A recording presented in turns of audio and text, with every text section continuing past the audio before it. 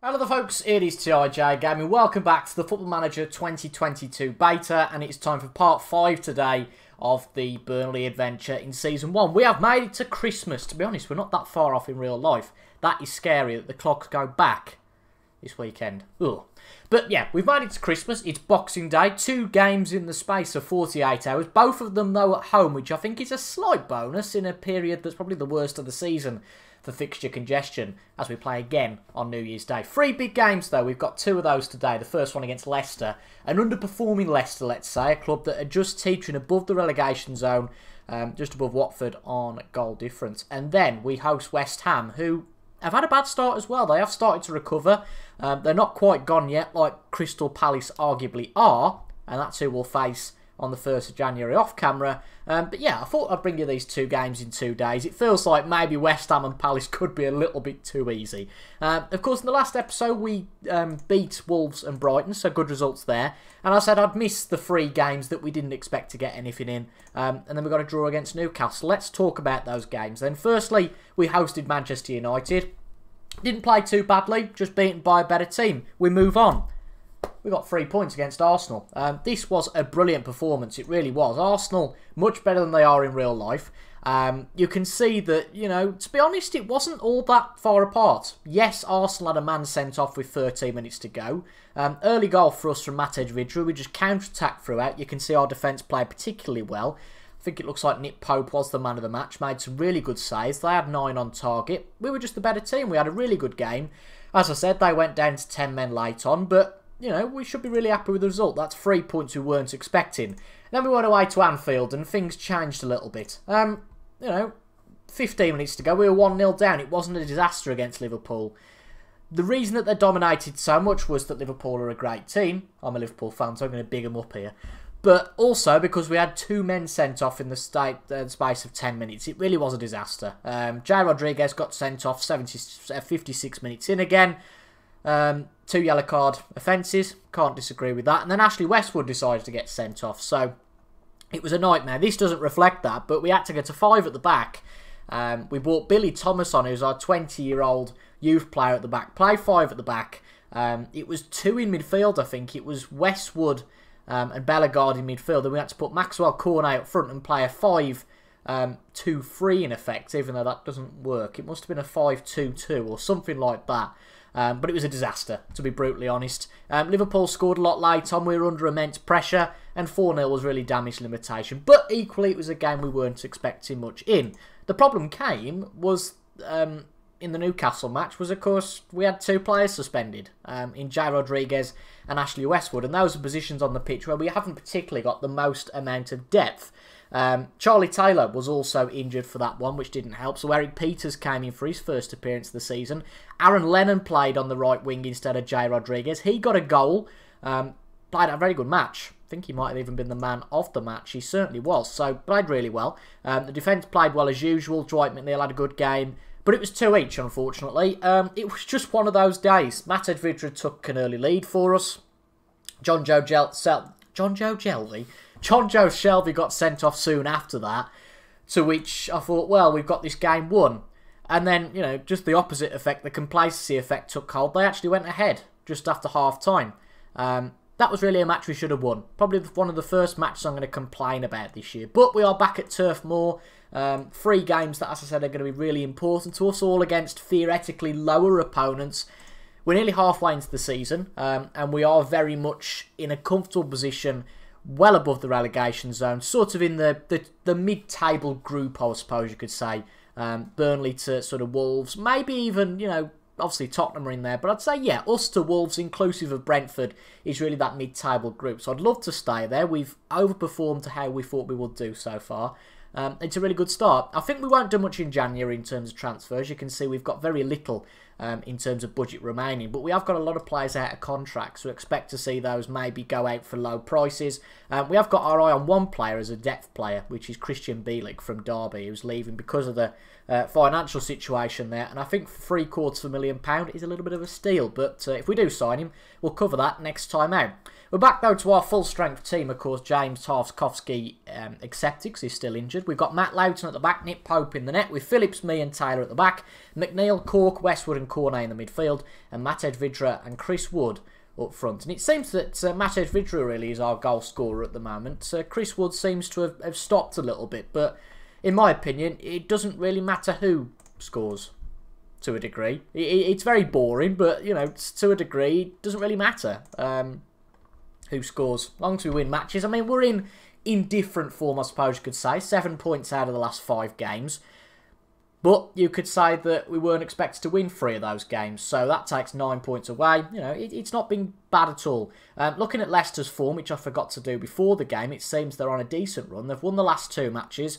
I think if I remember rightly, they were in the relegation zone. So those 6 points have really seen them through. So they're on a decent run, Leicester. But we've played well, particularly at home this year. So hopefully we can get something at least out of this game. Maybe 3 points.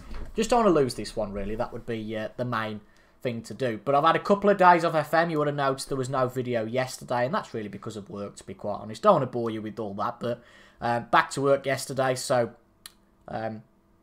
video every 2 days at the moment. Today, Thursday, and another 2 at the weekend. I hope you understand that, but with work, yeah, too tiring. Had a week off work and back in, and yeah, it all explodes. Anyway, enough about work. Let's get back to the content. Can we get another early goal? It's been so characteristic, particularly of our live matches on video, but nice build-up play as usual. Feels like this is going to be one of the ones where we lose the ball. Maybe not. Maxwell Cornet just nearly scored a fantastic goal. Let's have a quick look at the team that Leicester are playing. So they're playing a very defensive formation with 5 at the back. I'm always one of those 4 at the back. Wing backs can go away. But, you know, on paper, they've got a very good side. Jamie Vardy's not in the side, potentially out injured. Could have left the club, but doubtful. But that's a big threat gone. Seems like Maxwell Cornet has played the best so far of our players. Maybe for that early chance, who knows. But he's in again here, potentially. He's making a little bit happen so far. Chris Wood back into Dwight McNeil. That one looks level to me. I don't think that is offside. Might be, but I think this is going to count. I was only just about to say that last time out, it's almost like Dwight McNeil did really signify himself as a team leader the way he played against Brighton. And that's continued. Again, he's been investigated by VAR. But no, he was onside. Kasper Schmeichel, I was very nearly going to say Peter Schmeichel. Kasper Schmeichel was beaten at his far post.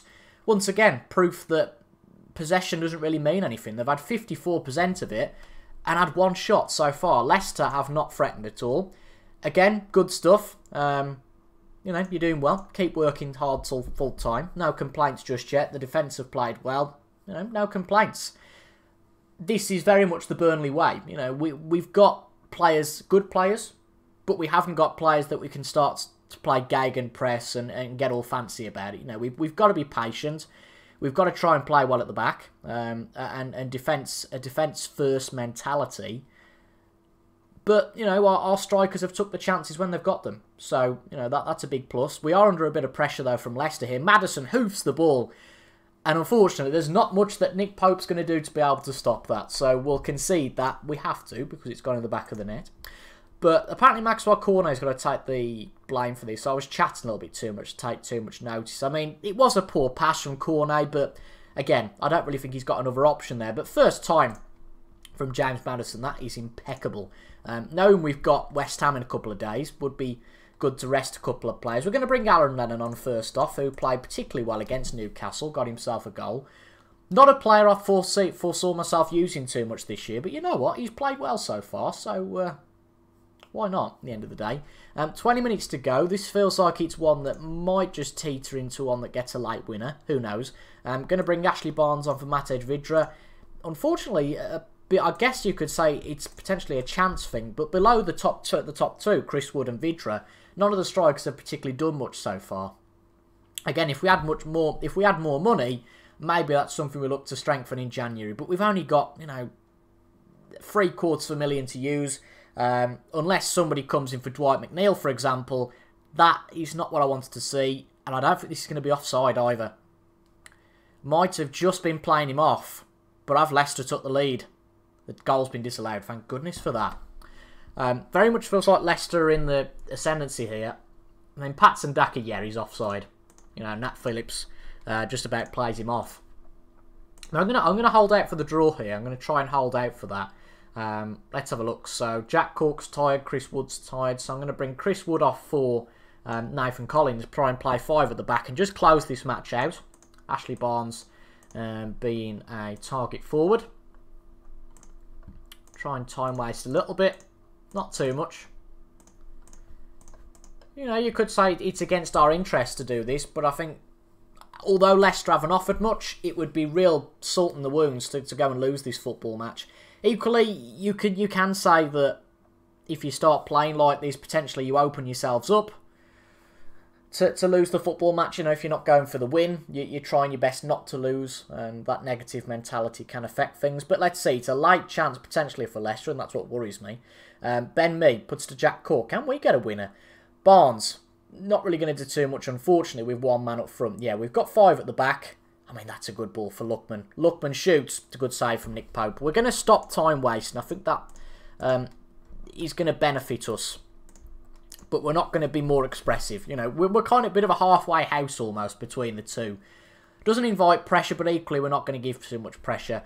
And, you know, a point against Leicester, I think in real life we definitely take. A little bit disappointing today, the fact that we couldn't win.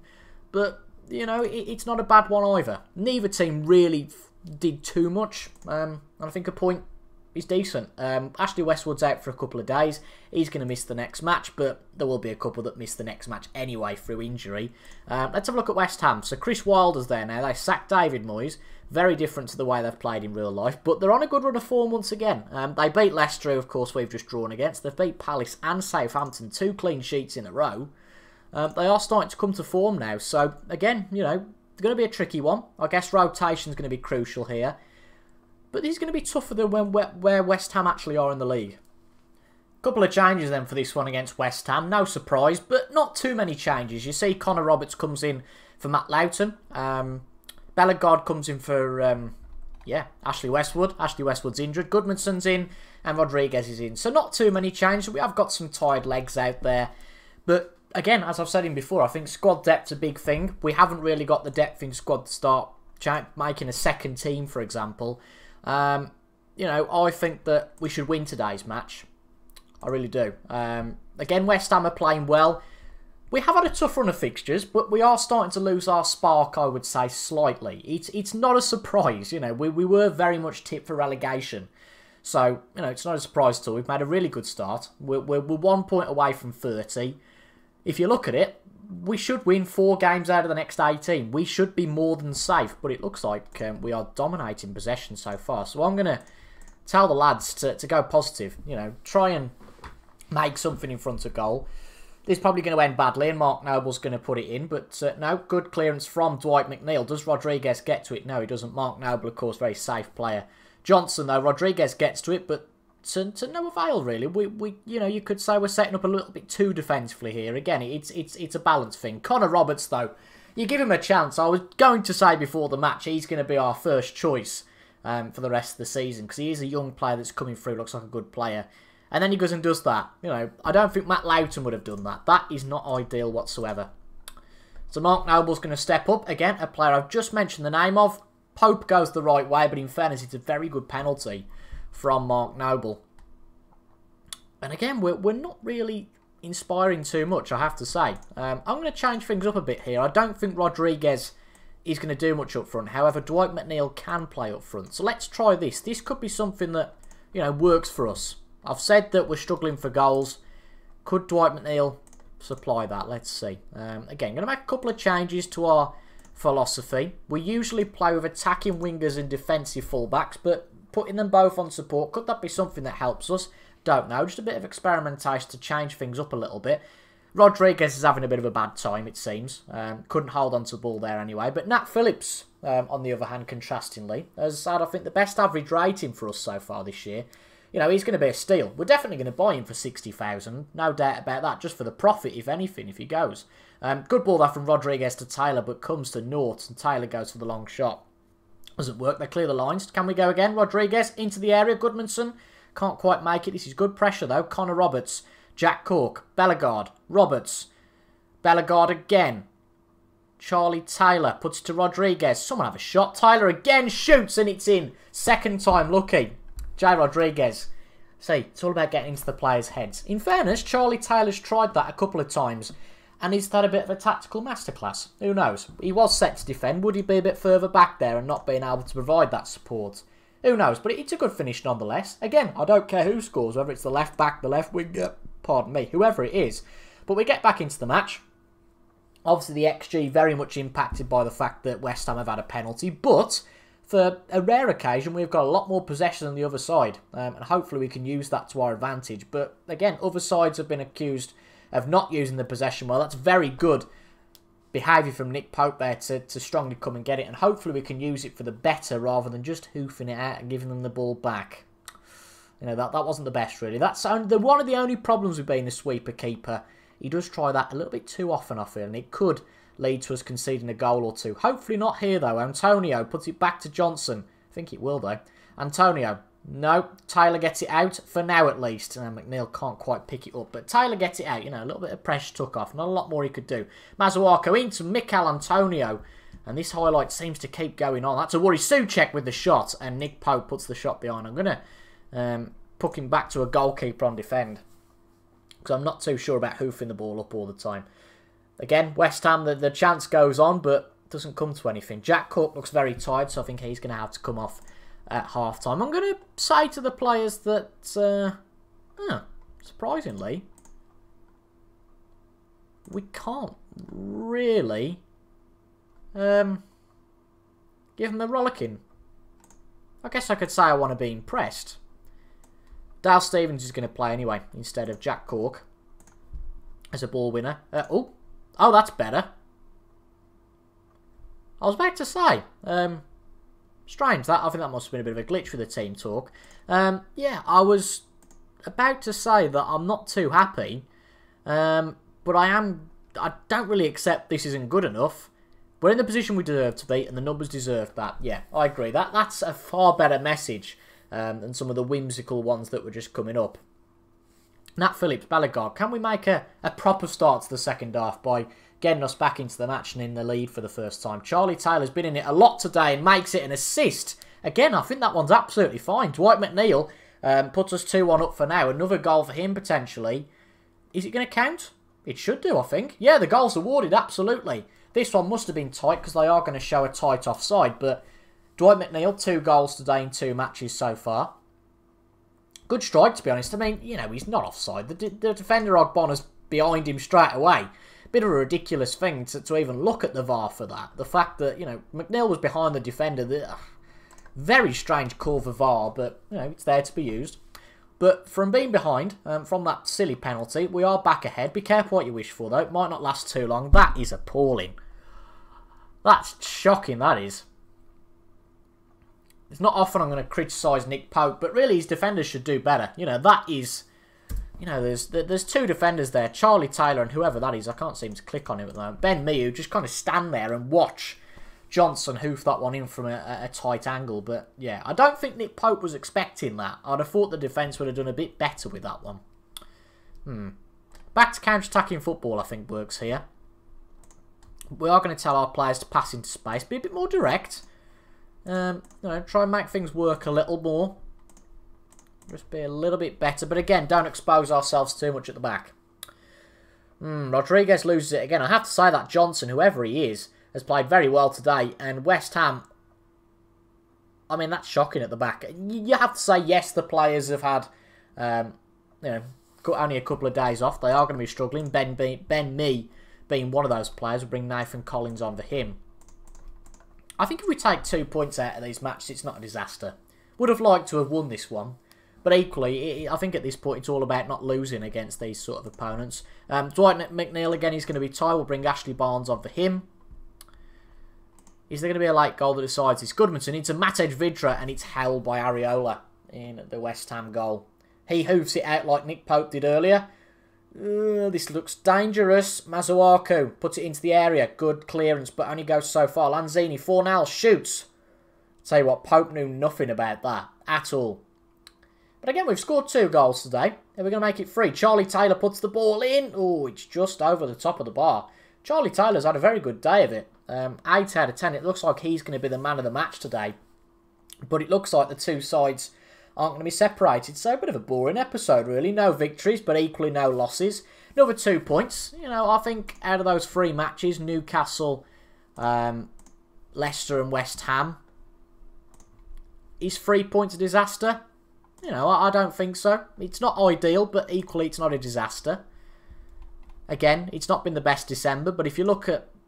Yeah, to be honest, it's not been too bad. 9 points out of 7 matches.